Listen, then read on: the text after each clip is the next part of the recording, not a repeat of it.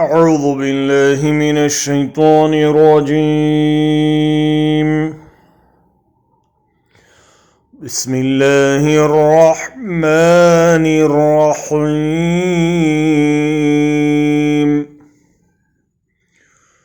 اتخذوا أحبارهم ورهبانهم أربابا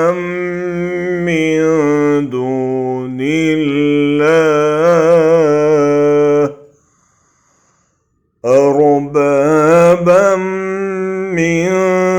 دون الله والمسيح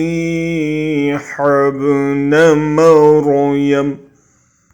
وما أمروا إلا ليعبدوا إلها واحدا لا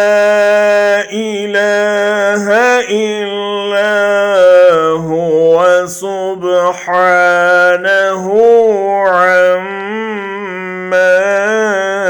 يشركون।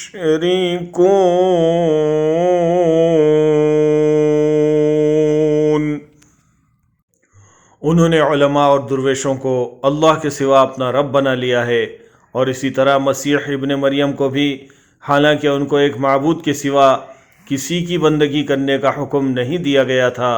वो जिसके सिवा कोई मुस्तहिक़ इबादत नहीं, पाक है वो इन मुशरिकाना बातों से जो ये लोग करते हैं।